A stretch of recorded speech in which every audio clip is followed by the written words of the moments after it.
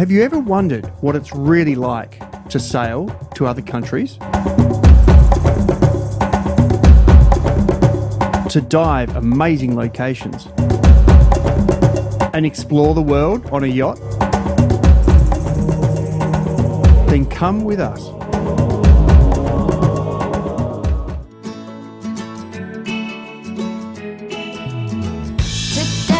You're joining us tonight in the Va'Vau group in Tonga in Port Maurelle. Today you turn a whole new page.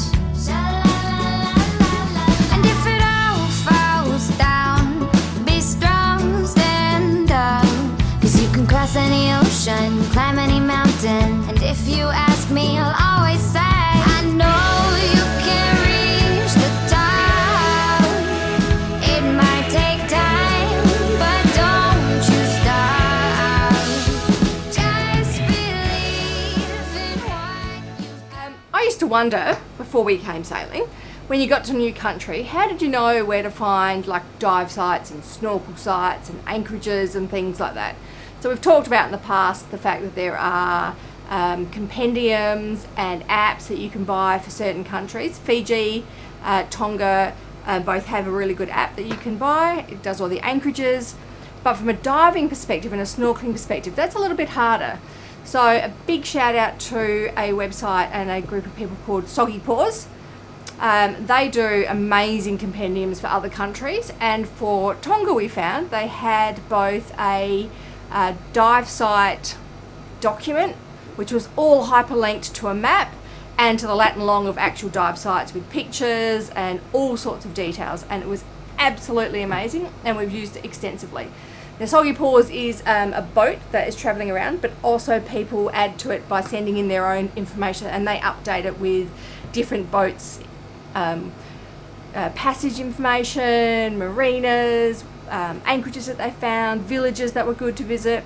So they are the sources of information that we use, and they are amazing between them all, and that's how we found these dive sites and the caves and the Shark Tooth dive site. So now your journey begins. So just lift up your chin. And if it all falls down, be strong, stand up. You can cross any ocean, climb any mountain. And if doubt hits you, I'll be with you. Just hold my hand and open your eyes. See the world is yours. So hold on tight and look up high, and always know that you can reach the top. It might take time, but don't you stop. Just believe in what you've got. Everything's gold. Just done a run into town for the last bit of diesel that we need, which we're polishing. Some protein, very scant veggies once again, and experimentally I bought a can of corn. That's not so experimental, but I bought a can of mushrooms. Might add them to some pasta or something tonight. And we're heading out to Port Maurelle to maybe do a dive this afternoon at something called Shark Tooth. Not expecting to see any sharks though. I've got another 60, 70 litres of diesel to polish, and that's done. Which means we're actually completely full of diesel bar about 20 litres, which is fantastic. So we won't need any more diesel, I don't think, before we go to Fiji. And it's pretty wet, and it's going to be wetter the next couple of days. Flash flood warnings. Yeah, so we'll probably be indoors for a few days, I'm guessing. I am servicing the big winch, which sadly you can put together in the wrong way, which I did last time. And I have towels down, so if anything falls out, it doesn't go overboard. Like I tried to do last time. Alright baby, arm there please. What for? In case any of the bits fall out as you lift this sucker up. So it's got lots of stuff inside it.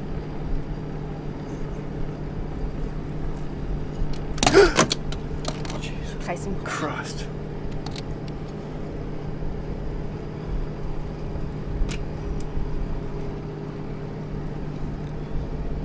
Okay. in order, in reverse order. 1,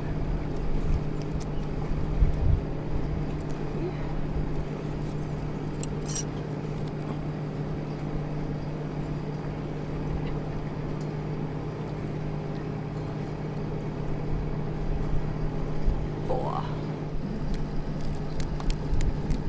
So the idea is you pull it all apart, you clean it, you re-grease it and re-oil it by putting the oil in one place and the grease in another place, and then you put it back together, preferably in the right order, and then it works. And it's a 2-speed winch, so there's a lot of cogs. I don't know if you can see, there's heaps of cogs in here that turn depending on which way you're winching.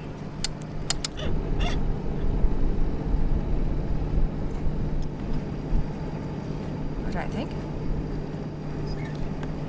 These are the little pawls, got little springs in them. I think the whole thing's going to come out, Jamie.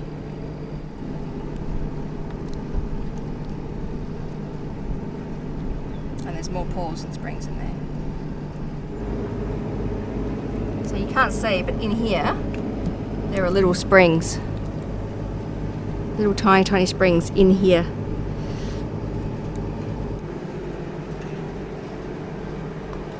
Getting all the old grease off. Well, not all of it, but as much as I can. It's actually quite tricky. So they're all clean, and then these bits, they get oil on the little springs. Pawls? Pawls. Well, there's springs in there too, to be fair, Jamie, but I appreciate your correction. And then everything else gets this Harkin grease to lubricate it with a paintbrush.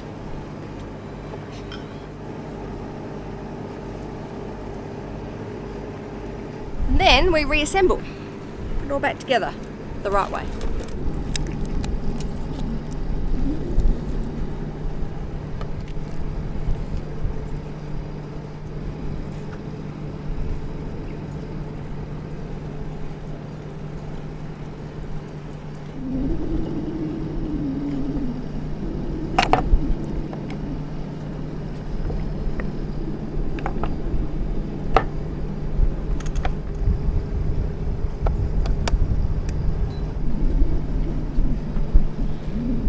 So far so good, but did it go together the right way? Sounds right. Sounds nice actually, doesn't it? All done. Good to go. And it didn't rain. It looks like it's about to. It's raining. Heading around to Port Maurelle. And maybe get a dive in this afternoon, although, I don't know. I know you get wet anyway, but diving in the rain's pretty miserable. And I'm still fuel polishing. Last 2 containers left.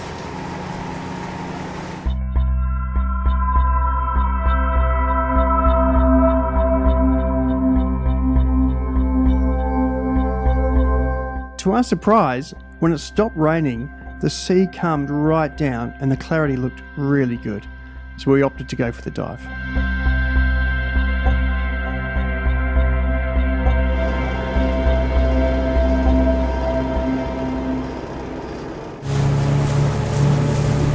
It's just under a 2.5 nautical mile journey from Port Maurelle to the top of Kitu Island, where Shark Tooth dive site and the caves are. We were joined by our friends from Aventure, Jason, Anita and Liam.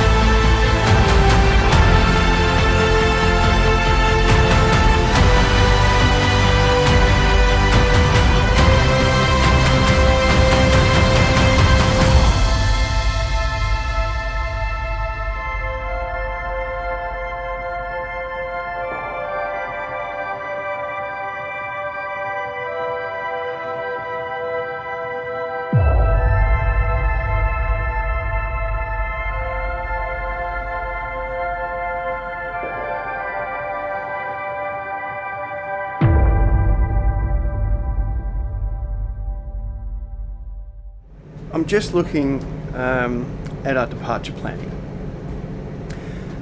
And I think I may have shown you before, but I've got a spreadsheet I created some time ago whereby if you put in the distance and the time and date of your departure, based on different boat speeds, average boat speeds, it will tell you what time you would arrive. Now, obviously, over a 10-day voyage, it's just too inaccurate. But when you're doing a 2 or 3 day trip, it ends up being a really good guide because you don't necessarily want to be pulling into a port, late at night. So probably an afternoon departure is the best time for us to arrive with the greatest likelihood of actually being there during daylight hours.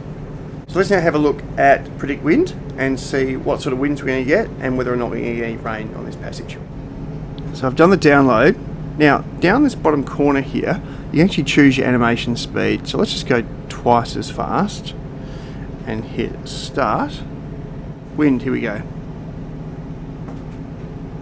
Sort of 15 knots, spinnaker up or broad reach. Nice, okay. What we're looking for fundamentally is not for one model to show us, oh look, the weather looks great. But if all the models essentially agree, then the likelihood of getting reasonable weather, we'll change to the next model again, is far greater. And so far, 3 of the 4 models are telling us we're going to have 15 to 20 knots either behind us as a southeasterly or, again, still predominantly as a southeasterly, but we'll be running on a broad reach, which again is going to be reasonably quick, reasonably comfortable. The other thing we can do is in here, we can go into tables. So this is all the data behind what we just saw on the screen. So we can actually have a look, forecast based on time, what the true wind speed, gust, true wind direction, etc. should be, what our course should be, and our speed over ground should be.